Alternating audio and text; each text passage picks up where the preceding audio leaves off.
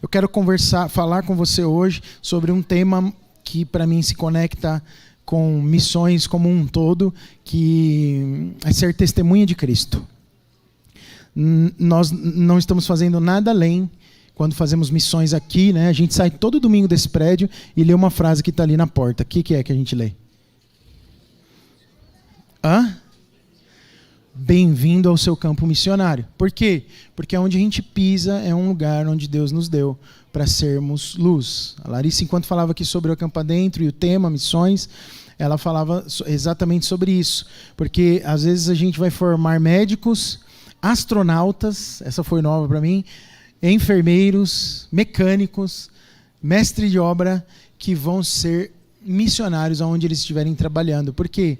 Porque eles vão testemunhar Cristo aonde pisarem. E a vida do crente é essa, testemunhar Jesus. Nós precisamos testemunhar Jesus, precisamos testemunhar o que Ele fez, precisamos testemunhar o que ouvimos da parte dEle, e seja no Brasil, na Indonésia, na Índia, no Japão, na China, na Austrália, na Argentina ou nos Estados Unidos, nós vamos testemunhar Jesus. Você tem alegria em testemunhar Jesus? Glória a Deus. Atos 1:8. O texto que eu quero usar como base para falar com você nessa manhã. Vamos ler juntos comigo? Mas...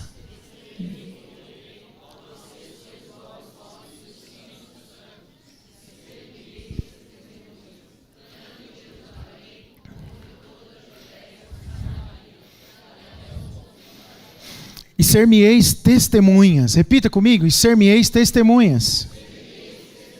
Tanto em Jerusalém como em toda a Judéia e Samaria até os confins da terra. Essa é a palavra de Jesus, do nosso Senhor, para os seus discípulos. Quando ele, depois da sua ressurreição, ele vai ser assunto aos céus e ele deixa uma promessa gloriosa que você conhece. O Senhor fala, olha, eu estou indo, agora chegou a hora de ser consumado tudo que a gente conversou até aqui, mas vocês devem ser minhas testemunhas aqui e passando por... É como se ele falasse assim, olha, em Vila União, Zona Leste de São Paulo, em todo o estado, andem pelo Brasil e vão até os confins da terra. Se Jesus estivesse aqui na igreja de Vila União, ele ia falar mais ou menos esse texto. Acredite em mim, é verdade. E vão e sejam o quê? Minhas testemunhas. Essa palavra, contudo, apesar de ser dita aos apóstolos, os discípulos que andaram com Jesus, não se limitou a eles. É uma palavra para a igreja. É uma palavra que chegou até nós. Eles compunham um grupo inicial da igreja, que nasceria a igreja a partir deles. E eles recebem essa palavra revelando o plano da vontade de Deus para aqueles irmãos. E para a igreja que nasceria a partir deles. Nós somos uma comunidade de discípulos. Sim ou não? Somos discípulos de Jesus. A despeito do nosso nome, né? O nosso nome é Comunidade dos Discípulos, mas a nossa essência é ser uma comunidade de discípulos que se multiplicam, que apacentam uns aos outros, e nós vimos falando disso já há muitos finais de semana. Discípulos, eles são hospitaleiros, eles encorajam uns aos outros, eles passam o remédio na ferida uns dos outros, eles se desentendem, eles têm problemas, eles às vezes fazem uma coisa que não deviam um com o outro, mas eles estão sempre com o coração aberto para o quê? Perdoar um ao outro, porque essa é a palavra que o Senhor nos ensinou. E discípulo de Jesus, ele está sempre apontando Jesus nos seus discipulados, e por isso a gente vive e é possível viver numa grande família de fé. Nenhum de nós foi ganho pelo Senhor Jesus para viver uma vida sem fazer nada. Você não foi ganho pelo Senhor no sentido mais lúdico, talvez, da palavra, né? Porque ser ganho é uma força de expressão, né? Mas você não é crente, você não é um cristão, um filho de Deus, para ficar simplesmente deixando a vida passar sem fazer nada. Você tem uma relevância e Deus quer usar a sua vida. Quantos creem nisso? Deus quer usar você. Tem um propósito de Deus para a sua vida. E o ponto de partida é ser testemunha. Em última instância, é ser testemunha. Eu não sei o que fazer. Qual é o propósito da minha vida? É ser testemunha de Jesus. Pedro exortou os cristãos na sua segunda epístola, lá em 2 Pedro 1:8, mostrando que Deus não quer que a gente seja ocioso e infrutífero. Paulo exorta isso em Tessalonicenses, né? 1 Tessalonicenses capítulo 5. Eu lembro que eu ministrei isso em algum momento, alguns finais de semanas atrás. Ele fala assim, olha, exortem os ociosos, aqueles que não estão... os desordenados. E Pedro ele fala que nós não podemos viver uma vida ociosa e desordenada. Eu quero ler esse texto de Pedro, que é uma exortação preciosa da parte de Deus e que começa a ser um princípio. Se você tem dúvida do que ser ou do que fazer, Deus hoje trouxe você aqui para falar ao seu coração. 2 de Pedro, eu vou ler do verso 3 até o verso 9. Vamos lá? Seu divino poder nos deu tudo de que necessitamos para a vida e para a piedade, por meio do pleno conhecimento daquele que nos chamou para a sua própria glória e virtude. Dessa maneira, ele nos deu as suas grandiosas e preciosas promessas, para que por elas vocês se tornassem participantes da natureza divina e fugissem da corrupção que há no mundo, causada pela cobiça. Por isso mesmo, empenhe-se para acrescentar à sua fé virtude, à virtude o conhecimento, ao conhecimento o domínio próprio, ao domínio próprio a perseverança a piedade, a piedade a fraternidade e a fraternidade ao amor. Que trecho lindo do verso 5 até o verso 7. Portanto, olha o começo do 5.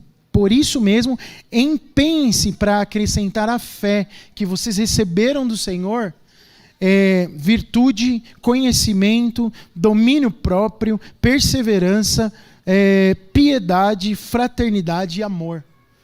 O que Pedro está falando aqui? Isso vai te custar alguma coisa, vai te dar um trabalho. Você precisa empenhar a sua vida para que isso seja acrescentando a fé que você já recebeu. E no verso 8, porque a essas qualidades... Porque se essas qualidades existirem e estiverem crescendo em sua vida, elas impedirão que vocês, no pleno conhecimento do nosso Senhor Jesus Cristo, sejam inoperantes e improdutivos. A chave para não ser inoperante e improdutivo é ter tais qualidades em forma crescente na nossa vida. Então é uma atividade constante. É comer maná todo dia. Todos os dias pela manhã fazer um devocional, ler um texto da palavra, orar ao Senhor. A gente está em constante oração o tempo todo. Porque se nós não tivermos isso, seremos o quê? Ociosos e inoperantes. Então você não foi salvo por Jesus e não é um cristão, uma mulher cristã, um homem cristão, um jovem, um adolescente cristão que serve a Deus só como força de expressão. As pessoas, os antigos diziam mais isso: eu sirvo a Deus, você serve a Deus, sirvo a Deus. Mas isso virou até um jargão, uma coisa não muito real na vida de muita gente, porque servir inclui muitas coisas. Pessoas não ociosas e não inoperantes. Nós somos operantes, positivos e operantes. Não ociosos, ativos, sempre atentos. Amém? Amém. Dá um glória a Deus bem forte. Mais forte ainda. Amém. É só para alguns irmãos darem uma despertada aí. Foi só para isso. Hoje está frio, né? Choveu. E aí dá um... O verso 9 ele conclui, Pedro, diz assim: todavia, se alguém não as tem, ou seja, essas características, essas qualidades, está cego, só vê o que está perto, esquecendo-se da purificação dos seus pecados antigos, ou dos seus antigos pecados. Está desconectado, não está vendo a cruz, não vê Jesus, não vê que foi perdoado, e está só vendo as circunstâncias do dia a dia, só aquilo que te acerca. E isso te faz alguém improdutivo. Mas essa não é a sua realidade, em nome de Jesus. Você é alguém operante, alguém que serve ativamente no reino de Deus. Eu posso ouvir um amém dos positivos e operantes? Amém. Glória a Deus. Nós temos a responsabilidade e uma responsabilidade a ser exercida. Fomos alcançados por um propósito. Paulo, quando ele fala aos Filipenses, em diversos trechos do capítulo 3, ele diz: mas vou prosseguindo para ver se poderia alcançar aquilo para o que fui alcançado por Cristo.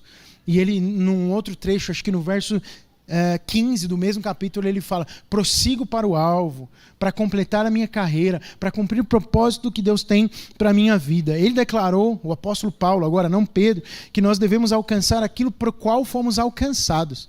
Nós somos alcançados para alcançar alguma coisa.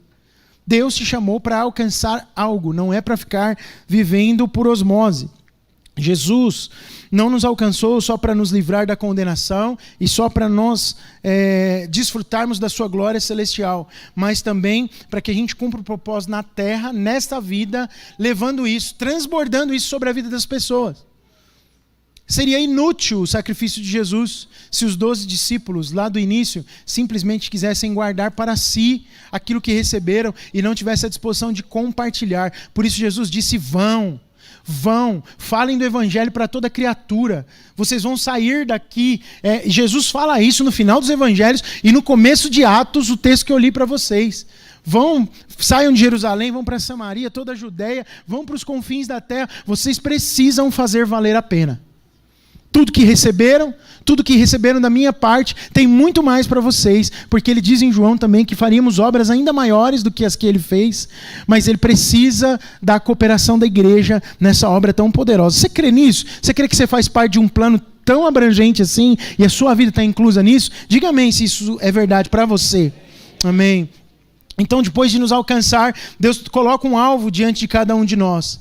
A gente precisa, irmãos, crescer cada vez mais e nos conformar à imagem de Cristo, porque isso nos fará cumprir o alvo. Se nós precisamos alcançar um alvo, se tem alguma coisa a ser alcançada ali na frente, a gente precisa frutificar enquanto a gente caminha dentro do processo de parecer com Jesus. Porque se não parecermos com Jesus, será inútil a nossa tentativa de alcançar qualquer alvo. Vira e mexe, a nossa natureza humana, ela aparece, ela ressurge em nós. E Jesus precisa ser vivido por nós para que a gente, de fato, alcance o alvo e o propósito dele. Nós precisamos parecer com Cristo. Essa deve ser uma busca incessante minha e sua. O plano revelado de Jesus à sua igreja foi o de fazer de cada um de nós testemunhas. E se nós não estivermos vivendo no Espírito, sendo transformado por eles e contando os milagres que ele está fazendo na nossa vida, porque para nós parecermos com Jesus, alguns milagres pessoais precisam acontecer.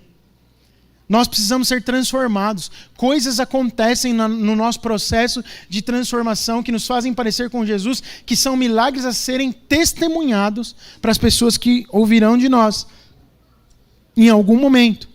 Nós vivemos para isso, e se a nossa vida cristã não está servindo ao propósito de ser testemunha do Senhor, do que Ele tem feito em nós, é porque alguma coisa precisa ser ajustada na nossa vida. De novo, devemos viver para isso, e se você não está vivendo para testemunhar Jesus, alguma coisa precisa ser ajustada. Tem uma chave para a compreensão disso, e que eu quero compartilhar com você, que é a definição de testemunha. O que é ser testemunha? O que é ser testemunha? A gente, às vezes, confunde um pouco o significado disso. A gente pode, erroneamente, associar o verbo testemunhar ao verbo pregar e evangelizar. E isso não é ser testemunha. A gente sabe que o resultado do testemunho dos apóstolos levaram muitas pessoas a serem evangelizadas, salvas, e que houve o aproveitamento de muitas oportunidades para a salvação, mas enquanto eles testemunhavam para proclamar a palavra de Deus no seu tempo. Mas testemunhar não é pregar e tampouco evangelizar. Eu sei que eu posso estar trazendo alguma confusão à sua mente. Por enquanto só, você vai sair daqui com uma coisa clara. Quando os líderes religiosos do judaísmo, eles tentaram proibir os apóstolos de falarem de Jesus, a resposta dada por eles mostra exatamente que eles entendiam muito bem o significado de testemunhar Cristo. João e Pedro, eu estou me referindo exatamente a João e Pedro. Em Atos capítulo 4, quando a igreja está começando a nascer ali, eles são muitas vezes recolhidos a um sinédrio, uma espécie de tribunal religioso, para serem inquiridos, ou seja, questionados sobre as ações. Por que vocês estão falando desse Jesus? Por que eles eram questionados? Como Jesus foi? Por que você curou fulano? Como que você tem poder para curar o cego? Como é que você tem poder para curar o coxo? E está acontecendo uma situação parecida. João e Pedro estão no sinédrio sendo questionados, e eles falam assim: pois nós não podemos deixar de falar das coisas que temos visto e ouvido. Quando eles falam para eles assim: por que vocês curaram este homem? E o homem está lá celebrando a sua cura. E aí eles ficam, a gente precisa arrumar um jeito de encontrá-los num crime religioso para prendê-los, para eles pararem disso. Porque eles testemunhavam Jesus. As curas aconteciam, mas eles foram mais específicos. Nós não podemos obedecer a homens. Esse é o texto que fala no capítulo 4, versos 17, 18, 19, até chegar no 20. Não nos cabe obedecer a homens, nós obedecemos a Deus. E no verso 20, Pedro e João falam assim: pois nós não podemos deixar de falar das coisas que temos visto e ouvido. Diga comigo, visto e ouvido. Era mais do que uma teoria. Para eles, não se tratava simplesmente de pregar, mas contar o que viram e o que ouviram a respeito de Jesus. E isto é o que uma testemunha faz: falar o que viu e o que ouviu. Quando Paulo recebeu a comissão de ser uma testemunha de Cristo, ele foi colocado debaixo desse mesmo encargo, de falar do que viu e ouviu. Lá na frente, Atos 22, 15, todo mundo sabe o que aconteceu com Paulo, não sabe? Essa é uma visão que todo mundo já deve ter imaginado como foi. Paulo cai lá na estrada de Damasco, e aí ele fica cego, e aí quem que vem e cuida dele nos primeiros momentos? Quem, irmãos? Que medo de errar, hein, a resposta. Fala mais forte. Então Ananias cuida de Paulo. E aí ele libera uma palavra sobre a vida de Paulo.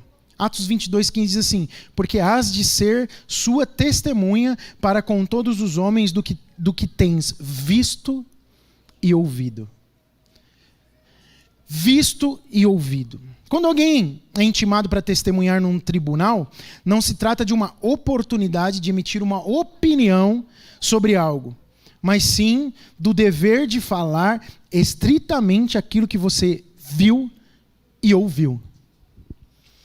Eu lembro de 2 ocasiões em que eu tive que falar com a polícia. Eu não fui ao tribunal, mas eu tive que conversar com a polícia sobre 2 roubos que eu tinha alguma ligação, claro, não roubando, né, que fique bem claro, mas que eu tinha visto alguma coisa e ouvido alguma coisa. E aí, eu lembro do policial falar para mim, ele ficava me trazendo toda hora: o que você viu? O que você ouviu? Fala o que você viu e o que você ouviu. Numa das ocasiões, eu fiquei muito tempo ao telefone. Ela falou: eu preciso que o senhor relate o que o senhor viu e o que o senhor viu. Então, não adiantava. Aí eu falei assim: mas tem uma outra pessoa que viu. Então, nós vamos falar com a outra pessoa. Eu não quero ouvir você. Tem que ser quem viu e quem ouviu. Então, testemunhar, para você ser testemunha, você tem que ter visto e ouvido. Não adianta ouvir de alguém. Você é uma testemunha que não serve se você não ouviu e não viu. Eita Deus.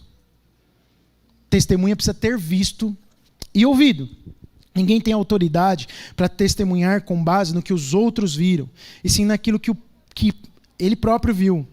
Jesus, ele não considerou seus discípulos aptos a testemunhar somente pelo fato de terem visto ele ressuscitado, porque senão nós hoje também não poderíamos testemunhar. Alguém que viu Jesus no corpo glorificado ressuscitado? Pode até ser que essa experiência seja dada a alguns, numa manifestação de um poder sobrenatural. A gente até ouve histórias assim, mas a maioria dos cristãos não viram. Mas ser testemunha de Cristo não é porque eles viram Jesus ressuscitado, mas porque eles passaram por experiências que os fizeram ver e ouvir quem Jesus era. Olha só o que Pedro diz agora em 1 Pedro 1,8. A gente leu 2 Pedro, agora 1 Pedro 1,8. Mesmo não o tendo visto, vocês o amam. E apesar de não o verem agora, creem nele e exultam com alegria indizível e gloriosa. Você tem alegria indizível dentro do seu coração, mesmo não tendo vendo Jesus? Você tem convicção de quem ele é? Mas é por causa de quê? É porque alguém te disse o que ele é, ou porque você tem uma experiência pessoal com ele? Porque se a sua experiência for a experiência de um terceiro, ela é muito frágil e uma hora ela não vai valer mais para você. Não vai valer mais para você. Ela já não vale para as pessoas, tá? Vou te dar uma má notícia aqui. Se você acha que a sua experiência de um terceiro a respeito de Jesus está valendo para aquilo que você está vivendo, não está. E daqui a pouco ela não vai fazer mais sentido para você. Jesus quer dar uma experiência pessoal para cada um de nós. Testemunhas de Jesus precisam ter experiência pessoal com Ele. Eu não posso chegar lá na Indonésia e ficar falando do que os meus antepassados fizeram. Não, eu preciso falar do que Jesus fez na minha vida. Quando eu estiver diante de uma família com necessidade, diante de um órfão, com medo do seu futuro. Eu preciso ter tido uma experiência com Jesus, porque a única coisa que a palavra me diz para ser é testemunha do que eu ouvi e do que eu vivi. Eu percebo que os irmãos estão um pouco atônitos. Está tudo bem com você? Tranquilo? Quantas testemunhas de Jesus temos aqui? Digam amém. Amém. Nosso relacionamento com o Senhor, irmãos, é pela fé, não é pela fé? Significa que a gente pode caminhar com o Senhor sem a necessidade de tê-lo visto. E que não devemos necessariamente esperar que isso aconteça, mas Deus pode fazer. Mas o padrão é que pela fé a gente tem a experiência de ver e ouvir o que Jesus faz nos dias atuais. Porque Ele faz. Aonde Jesus está, coisas poderosas acontecem. Porque lá em Atos 1:8 ele disse: e recebereis poder para ser testemunhas do que eu tenho feito, continuarei fazendo e não vou parar de fazer até eu voltar. Ele disse o seguinte: recebereis poder ao descer sobre vós o quê? O Espírito Santo. Tem uma ligação entre o poder do Espírito Santo vindo sobre a minha vida e sobre a sua vida e o testemunho que você pode dar. Por quê? Porque é justamente a ação do Espírito Santo na minha vida que vai permitir eu mostrar aos outros que Jesus vive em mim e ter as experiências reais com Ele. Sem poder do Espírito Santo não tem como ser testemunha de Jesus, porque sem poder não tem realidade dos feitos de Jesus sobre a nossa vida. Nosso testemunho é fruto dessa parceria entre nós e o Espírito Santo. Não é uma tarefa unicamente nossa, tampouco somente dele. Jesus ele fala sobre isso em João 15, 26 e 27. Quando vier o ajudador, que eu vos enviarei da parte do Pai, o Espírito da verdade que do Pai procede, esse dará testemunho de mim, e também vós dareis testemunho, porque estáis comigo desde o princípio. É uma parceria entre o Espírito Santo e nós, testemunhando quem? Jesus, para toda criatura que precisa ouvir dele. Sem poder do Espírito não tem testemunho. Já bem, irmãos, testemunhar é falar do que você viu e ouviu. O que você precisa é do Espírito Santo te levando a provar o poder do Cristo ressurreto na sua vida de uma maneira intensa para que você tenha poder para testemunhar. Se você não tiver a ação do Espírito Santo sobre a sua vida, no seu caráter, na sua forma de viver, você não vai poder testemunhar sobre ele. Pedro fala lá em Atos 5:32. E nós somos testemunhas destas coisas. E bem assim o Espírito Santo, que Deus deu àqueles que lhe obedecem. Deus deu o Espírito àqueles que lhe obedecem. E agora nós somos testemunhas porque temos o Espírito. Porque temos o Espírito Santo dentro de nós.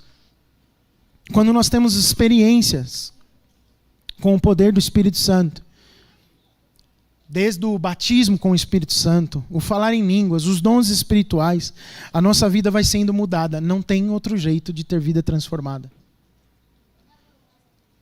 A letra pura, o conhecimento, a Bíblia, como logos, sem revelação dentro de nós, se transforma num grande perigo quando não se tem o Espírito agindo. Porque a gente se preocupa apenas em acumular conhecimento e ensinar para as pessoas. E aí sabe o que a gente vira? Juiz das pessoas. Porque a gente está cheio de conhecimento, sabe tudo o que precisa ser feito, mas não tem Espírito e vida dentro de nós. Não tem testemunho, tem só conhecimento sendo disseminado. O Senhor não chamou-nos para espalhar conhecimento intelectual, mas Ele nos chamou para espalhar o conhecimento prático de quem Ele é e o poder que Ele tem para fazer na vida do homem, transformando o homem ou a mulher de nada a tudo. E parece que a gente vive às vezes uma vida cíclica, num sentido negativo, de se esquecer disso.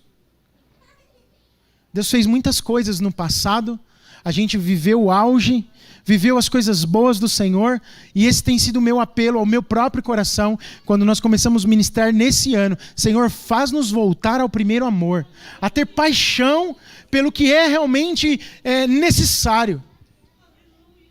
A vida prática cristã precisa ser uma vida que tenha o que ser falado para os outros. Jesus precisa ser real. Essa história de a gente ficar ensinando as coisas e daquilo não fazer sentido para nós mesmos é muito ruim, não tem peso. Se eu ficar aqui falando para vocês sobre a experiência que eu acho que se pode ter com alguma coisa que a Bíblia diz, vai ser uma coisa muito vazia. Olha, eu acho que quando você é cheio do Espírito e fala em línguas, você é transformado interiormente. Mas aquilo não é real para mim. Eu continuo o mesmo marido insensível, o mesmo pai que não ouve os filhos, o mesmo bruto, o mesmo insensível às necessidades financeiras da comunidade. Não me preocupo com as pessoas ao meu entorno. Não tenho sensibilidade no espírito para discernir o momento em que as coisas estão acontecendo, tomar a melhor decisão, ter, como a Pedro disse aqui, ter domínio próprio sobre as minhas próprias ações, acrescentar à minha fé as virtudes do Espírito de Deus. Isso não está acontecendo na minha vida, significa que está faltando poder do Espírito Santo agindo na minha vida. E sem poder, você vai viver uma vida infeliz e não cumpre o propósito de ser testemunha de Jesus aonde você andar. É ruim para você, porque parece que você passa por mentiroso, porque você fala de uma coisa que não é uma realidade. Mas é muito ruim para o propósito, para o que Deus te chamou. Nesses dias eu tenho me preocupado com isso, Senhor. O Senhor vai nos levar para outras nações. Eu preciso ter mais experiências com o Senhor para revelar o que o Senhor é capaz de fazer hoje, no século 21, no ano de 2023, para uma igreja sedenta na face da terra. O que o Senhor quer fazer com a igreja, faz primeiro comigo, porque eu preciso testemunhar do que eu ouvi, do que eu vi, Senhor. E não precisa ser na Indonésia ou na Índia. Precisa ser no trabalho que você vai todo dia. O companheiro de trabalho tem que ouvir de você o que Jesus está fazendo hoje. Você pergunta para o Senhor todas as manhãs no que Ele está interessado em trabalhar naquele dia. Experimenta acordar de manhã e falar: Jesus, no que o Senhor está querendo trabalhar no dia de hoje para eu ser um cooperador do Senhor? Você acredita que Jesus pode sussurrar no seu ouvido ou trazer uma impressão clara ao seu coração e dizer assim: hoje eu quero salvar alguém e eu vou usar você como um instrumento, e você vai passar o dia inteiro naquela expectativa de ser instrumento de salvação na vida de alguém, e depois você vai poder falar assim: gente, eu vou dizer uma coisa para vocês, eu tenho um testemunho de Cristo para dar. Ele falou comigo e salvou uma pessoa no final do meu dia. Nós precisamos disso. Nós não podemos viver muito aquém disso. Porque se nós não tivermos esse tipo de relacionamento com o nosso Senhor, tudo que a gente fala fica meio invalidado, não fica? Fica meio frágil. Jesus ensinou direitinho isso aos apóstolos. Vocês precisam falar do que vocês viram e ouviram. E Jesus lhes deu experiências reais todos os dias. Irmãos, o que aconteceu no ministério deles? Eles viram e ouviram as mesmas coisas de forma crescente. Se espalhou por Jerusalém, Judéia. Como é que pode? Naquele tempo tinha avião. Tinham barcos à vela, eu imagino, né? Para ir para um outro lugar mais distante. Ásia Menor, Europa. Tomé chegou na Índia. Você sabia que Tomé chegou na Índia? Quem sabia aqui? Diga amém. Tomé chegou na Índia, cara. Ele tinha que testemunhar. E Tomé tinha mesmo, né? Fala: eu toquei na sua mão furada. Eu toquei no seu lado. Tomé, a gente às vezes o critica, porque ele não creu, e não creu na palavra dos seus irmãos, discípulos, né? Mas Deus é tão maravilhoso que falou: vem cá, Tomé, estou aqui, queridão. Toca na minha mão, toca no meu lado. Deus deu a ele experiência. O que você precisa para testemunhar com mais ousadia Jesus? Peça para ele hoje. A não ser que você não queira ser testemunha de Jesus. Mas as suas experiências acumuladas ao longo da vida é como um reservatório. É como o HD, né? É como a nuvem. Hoje nem tem mais HD. Daqui a pouco a gente não fala mais de HD, né? Mas tá na nuvem do Espírito, sabe? E aí quando você vai precisar, é como se você fosse lá e acessasse a pastinha certa. E você abre aqui, experiência com salvação. Experiência com cura. Experiência com transformação de relacionamentos conjugais. Experiência com libertação das drogas, do álcool. Experiências. Experiências de transformação do caráter. Experiência com provisão financeira. Que experiência nós temos tido? O que temos visto? O que temos ouvido? À medida que a nuvem vai sendo cheia de arquivos com experiências, vai chegar uma hora em que Deus vai te dar a oportunidade de falar daquilo que você viu e do que você ouviu. O problema é que às vezes a gente não tem nem a senha da nuvem do vizinho. Aí você fala, puxa, aquele vizinho tem essa experiência, deixa eu tentar aqui e dar acesso negado. Você precisa ter as suas experiências. Diga comigo isso, eu preciso ter as minhas experiências para testemunhar Jesus. Glória a Deus. Eu estou terminando. As nossas respostas às nossas orações, aos livramentos, às provisões e tantos outros milagres ou intervenções do Senhor sobre nós precisam ser reais na nossa vida, irmãos.